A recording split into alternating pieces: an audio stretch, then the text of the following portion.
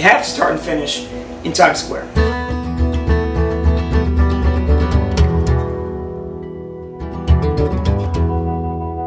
I've had the idea for a single loop, 100-mile race in New York City for a number of years. And other people have had this idea too.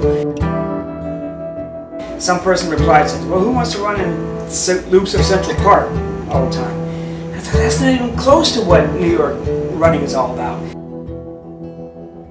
Central Park is Central Park, but there's a whole city of great places to run.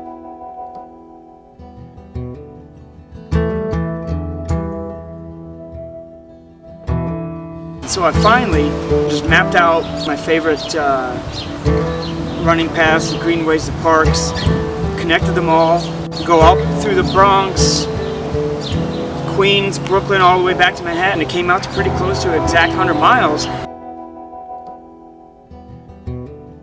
Made some adjustments. I thought, well, here's a nice course. This could be done. And you know, there are a lot of runners in New York who are adventurous, who are up for this kind of thing. So I finally just, in 2012, just decided to do it.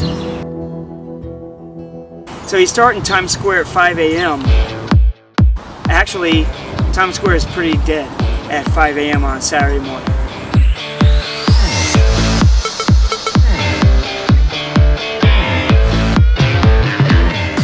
So it's exciting and it's kind of eerie in that way.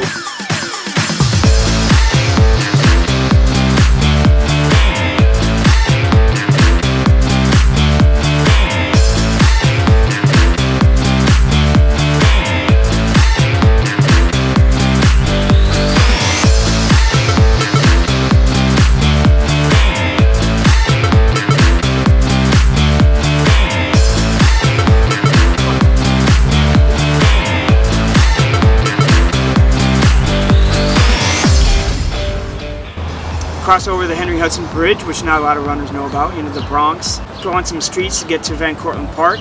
People who know Van Cortlandt Park know there's some good trails there, but people who are not familiar may be surprised to see these great trails in the Bronx.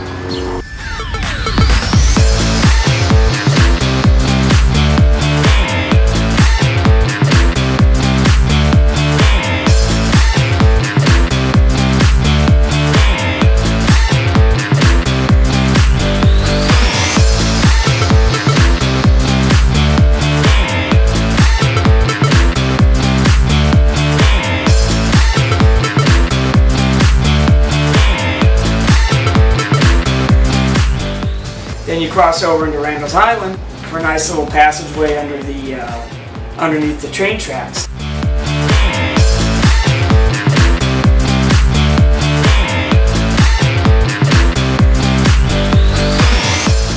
You're on Randall's Island for a little bit, but then that leg from Randall's Island or Ward's Island into Queens is a huge crossing, and it's one of my favorite bridges to run on. It's really up there pretty high.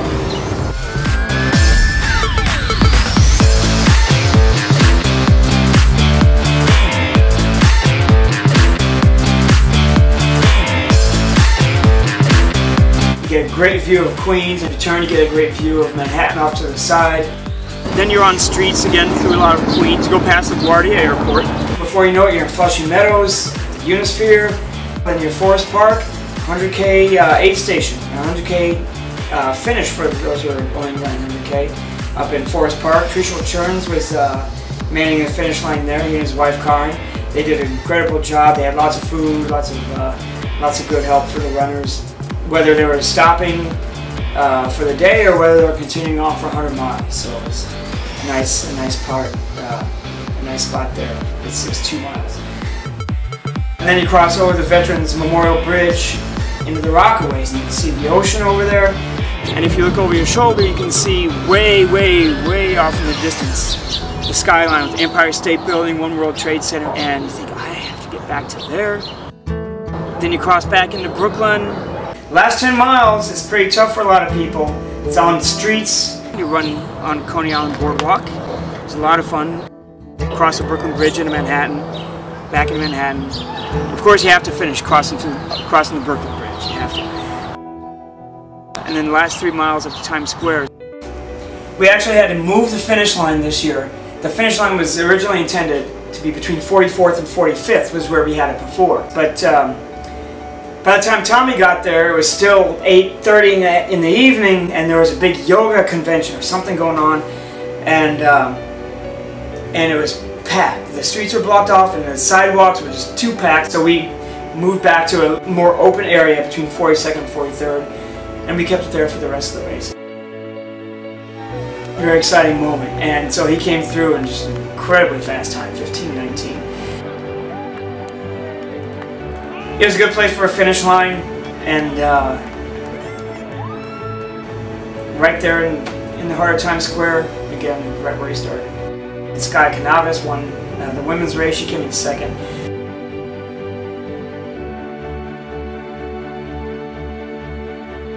There are a lot of 100-mile races out west that go on the mountain trails. Of course, we don't have the mountains, but we do have the city.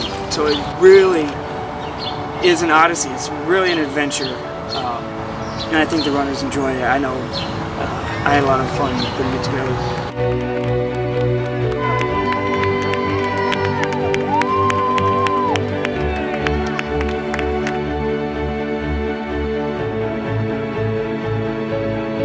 The best part of ultras is finishing and knowing that you can stop. So I know what those runners feel like when they get to the 100-mile point and they just stop running. So it's great to watch them and see them accomplish what they've accomplished. But just to run 100 miles, it's that nice round number. You know, it's all day, all night, really pushing yourself to the distance.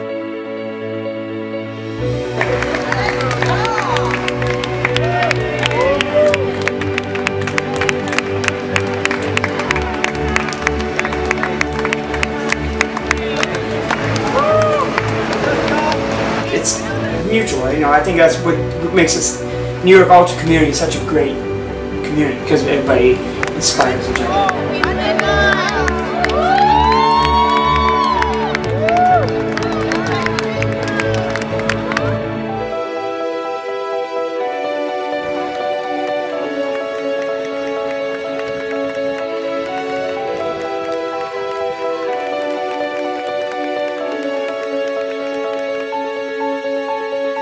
The Great New York 100-mile running exposition. I kind of inspired by P.T. Barnum. Everything with P.T. Barnum has to be the greatest, the best.